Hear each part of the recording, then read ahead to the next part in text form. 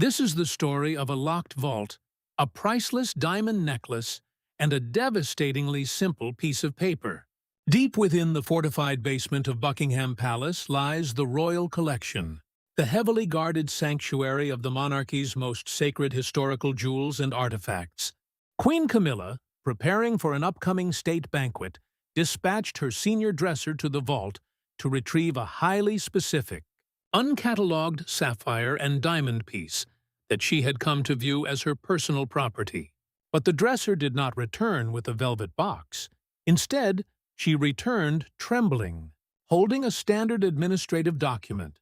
It was a temporary loan slip. The document politely requested the Queen Consort's signature, explicitly categorized her status as a guest borrower, and featured a newly added line requiring the final countersignature of the Princess of Wales. In a matter of seconds, the woman who had spent 30 years clawing her way to the ultimate peak of British royalty realized she had been structurally and permanently locked out of the family's history. We are going to unpack the secret, desperate power grab Camilla attempted within the royal archives. How Prince William and Princess Anne uncovered the deeply buried paper trail and the cold institutional retaliation that followed. Most importantly, we will examine the crushing realization that shattered Camilla's world, the sudden inescapable truth that she does not own the crown's legacy, and she is entirely at the mercy of the woman she tried to replace. To understand the sheer magnitude of this sudden institutional exile, you have to first recognize the magnificent illusion of absolute power Camilla had constructed around herself. For nearly 3 decades, she operated with the quiet, ruthless confidence of an untouchable strategist. She was the shadow that successfully eclipsed Diana, the controversial figure who forced the most rigid and unforgiving institution on earth to bend entirely to her will. She engineered her public rehabilitation from the most despised woman in Britain to Queen Consort with a relentless, highly expensive public relations machine. But her strategy went far beyond mere public approval. She systematically worked toward the institutional erasure of the woman who came before her, carefully curating the physical and aesthetic spaces of the monarchy. Over the years, she subtly restricted the display of Diana's iconic imagery while draped herself in the late Queen's most significant jewels. She believed that by physically wearing the history of the monarchy, she was permanently absorbing its power. By the time the St. Edward's crown was placed on her head, she felt utterly invincible. She carried herself with an aristocratic certainty completely detached from the reality that her entire access to these priceless artifacts was merely a temporary privilege funded by an estate she did not control. But absolute power requires absolute ownership. And as the king's health visibly fluctuated behind the palace gates, Camilla's profound commercial desperation began to dictate her maneuvers. She knew that her proximity to the throne was the only thing granting her access to the royal collection, and that once Charles was gone, she would have absolutely no leverage. What she attempted next was a quiet, highly secretive transfer of institutional heritage. What appears to be true based on the sudden restructuring of the vault's administrative protocols is that Camilla initiated aggressive moves to quietly recategorize highly sensitive historical artifacts. She sought to transfer specific uncatalogued jewels, private letters from the late Queen, and crucial items tied to Diana's era into a private heritage trust under her direct oversight. She framed this maneuver as an act of heritage preservation, a noble effort to protect private family artifacts from the public eye. In reality, it was an audacious play to hoard institutional blackmail and emotional leverage. She wanted a permanent, irrevocable claim to the physical history of the Windsor dynasty, ensuring that even after Charles's reign ended, the monarchy would have to negotiate with her to access its own past. The fatal flaw in her strategy was forgetting who actually serves as the ultimate guardian of the crown's legacy. When Charles ascended to the throne, Prince William did not just inherit the financial engine of the Duchy of Cornwall. He assumed a dominant executive role over the Royal Collection Trust. William manages the royal apparatus like a forensic accountant inheriting a deeply compromised corporation. During a comprehensive protocol-driven audit of the vault's inventory, William's administrative team flagged a series of highly irregular, expedited transfer requests bearing the Queen Consort's authorization. William did not confront his stepmother. He did not rush to the press to leak the betrayal. Instead, he brought this undeniable paper trail directly to Princess Anne. Princess Anne has always operated with a fierce, uncompromising protection of the crown, viewing any attempt to exploit the institution's sacred artifacts with cold, absolute disgust. Together, William and Anne recognized that this was not just standard royal greed. It was a calculated threat to the historical sovereignty of the monarchy. Camilla was trying to privatize the crown's history for her own survival. The retaliation they executed was a masterclass in weaponized restraint. They did not retaliate with screaming matches in the drawing room. They retaliated with the devastating weaponization of administrative protocol. They used the very system Camilla thought she had conquered to completely suffocate her, working in absolute coordination with the master of the jewel house. William and Anne drafted an internal structural realignment of the Royal Collection Trust. The decree quietly stripped all non-blood royal family members of discretionary vault access. It tightened the authorization protocols mandating that every single item leaving the vault, regardless of the borrower's title, required a formal loan agreement explicitly categorizing the piece as the inalienable property of the sovereign, with the direct oversight of the Prince of Wales. The execution was completely invisible until the exact moment the trap snapped shut. When Camilla's dresser handed her that temporary loan slip, the psychological toll was immense.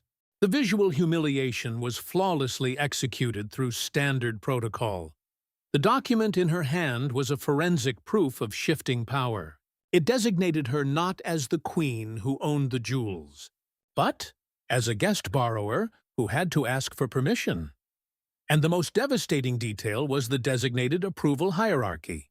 Because Catherine, the Princess of Wales, had been formally integrated into the Executive Oversight Committee of the Trust, Camilla was effectively being told that she needed her stepdaughter-in-law's permission to wear the family's diamonds. Camilla was slowly being suffocated by red tape, completely unable to fight back, without exposing her own desperate power grab to the public. She could not complain to the press without revealing that she was trying to siphon priceless artifacts from the crown, refusing to accept the reality of the bureaucratic cage closing around her. Camilla marched past her staff and went directly to the heavily fortified doors of the royal collection. She expected her physical presence and her title to intimidate the vault managers into bypassing the new protocols. But as she stood before the master of the jewel house, demanding unrestricted access to the items she had worn just months prior, she was met with a polite, unbreakable wall of institutional discipline. The vault manager simply bowed his head, expressed his deepest apologies, and stated that his hands were tied by the revised legal bylaws of the trust. The heavy steel doors remained firmly shut. Camilla was left standing in a cold subterranean hallway, staring at a piece of administrative paperwork, realizing that the illusion of power she had spent a lifetime building had been dismantled by a few strokes of a pen. The history she had tried to conquer had firmly rejected her. Her only remaining move was to turn to the one man who had always surrendered to her demands. Gripping the denied loan slip, she turned her back on the vault and headed straight for King Charles's private quarters. When Queen Camilla entered the king's private sitting room, she did not arrive as a sovereign seeking counsel. She arrived as a desperate strategist, demanding immediate institutional rescue.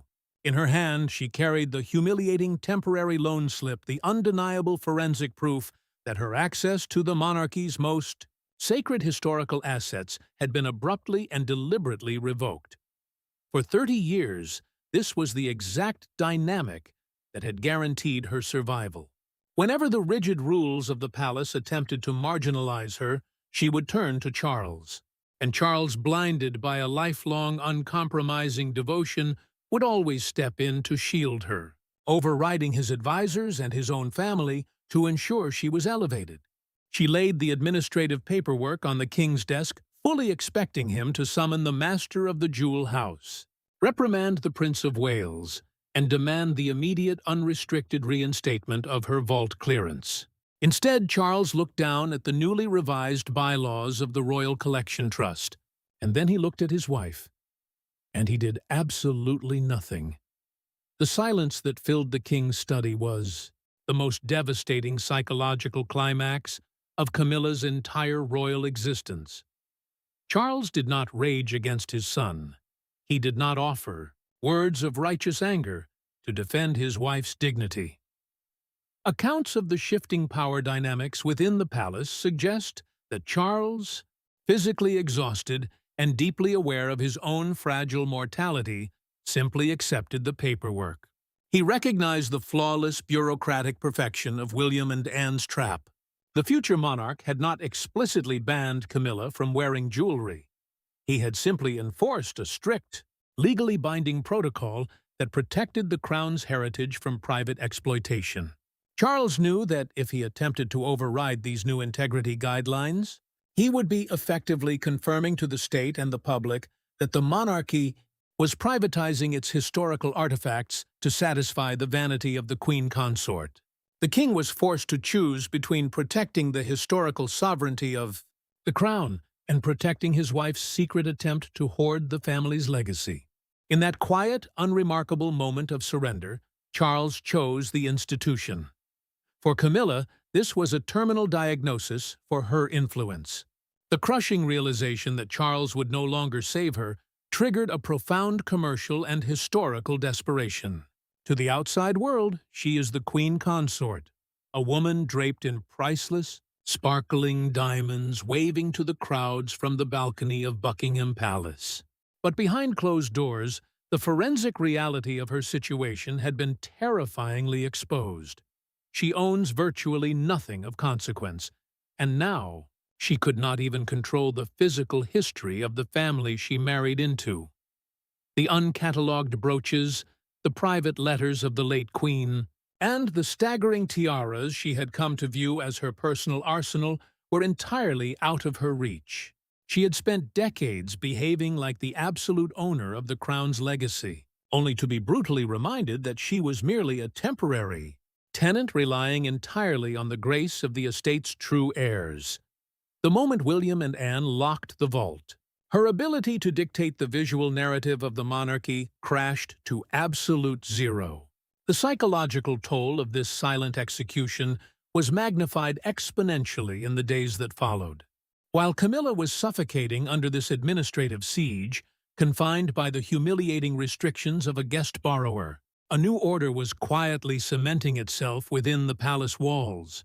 The void left by her dismantled authority was immediately filled by the natural, unforced ascension of Catherine, the Princess of Wales. Catherine did not need to orchestrate secret asset transfers or manipulate vault managers to secure her historical standing. Her power is not transactional. It is an undeniable reality forged through years of uncomplaining sacrifice, flawless duty, and the production of the direct royal heirs. The contrast between the two women became a masterclass in the weaponization of restraint. While Camilla frantically tried to secure legacy lifelines in the shadows, Catherine simply occupied the absolute center of the royal framework. The shifting power dynamic was not broadcast in press releases, but in devastating visual cues that palace insiders immediately understood. The ultimate confirmation of this new reality occurred at the very next major diplomatic reception hosted at Buckingham Palace. Camilla, subjected to the new approval hierarchy, attended the event wearing a safe, previously assigned and relatively standard piece from her standard rotation. But when Catherine entered the grand ballroom, the atmosphere fundamentally shifted. Adorning the Princess of Wales was the exact uncatalogued sapphire and diamond piece that Camilla had been denied just weeks prior. Furthermore, Catherine wore it alongside a highly significant pair of earrings that had belonged exclusively to Princess Diana.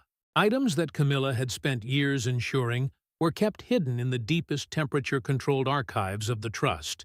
These details matter immensely. Every time Catherine stepped into the public eye, wearing a piece of historically significant jewelry that William had authorized, it was a carefully coded message to the world and a direct psychological strike against Camilla. It was visual proof of who held the master keys to the kingdom. Catherine was not just wearing jewelry. She was displaying the ultimate endorsement of the institution. She was letting the undeniable weight of her global influence and institutional access do the talking, effortlessly eclipsing the artificial curated aesthetic Camilla had tried to build, forcing Camilla to stand in a receiving line, politely making small talk while watching her stepdaughter-in-law radiate the exact historical power she had tried to steal, is a level of psychological warfare that requires no spoken words. It is the ultimate, silent correction of the historical record. This quiet execution carries a devastating, deeper meaning that resonates far beyond a simple dispute over vault access and loan slips. What the world is witnessing is William executing the justice his mother never received. He is not doing it through explosive television interviews or tell-all memoirs. He is doing it with chilling, methodical institutional discipline. For decades, William endured the presence of the woman who tormented Diana, maintaining a mask of polite acceptance for the sake of the crown and his father's fragile happiness. He watched Camilla systematically attempt to exploit the royal archives, erasing Diana's physical memory and replacing it with her own legacy. But William never forgot, and he never forgave. Now holding the absolute financial and administrative power of the monarchy in his hands, he is dismantling Camilla's legacy brick by brick. He is protecting the physical history of the crown from being hijacked. And he is protecting his wife from the exact same institutional sabotage that destroyed his mother. As the king's reign inevitably moves toward its twilight, whether through a formalized transition of duties or the natural progression of time, Camilla's future has already been written. The illusion of her absolute power has been permanently shattered, replaced by the cold reality of a locked steel door. When William officially ascends the throne, she will face the ultimate downgrade. As a dowager queen, without the protection of her husband, her relevance, her funding, and her access to the monarchy's historical artifacts will exist entirely at the mercy of King William and Queen Catherine, the woman who clawed her way to the highest peak of British. Royalty will find herself quietly managed out of the institution, banished to the margins of royal history. She will be remembered not as the triumphant matriarch she believed herself to be, but as a temporary liability that the monarchy eventually and ruthlessly corrected. Thank you for watching. If you found this breakdown of the hidden historical power dynamics inside the palace insightful, make sure to subscribe and turn on notifications so you never miss an analysis. Leave your thoughts on William and Anne's silent strategy in the comments below, and I will see you in the next video.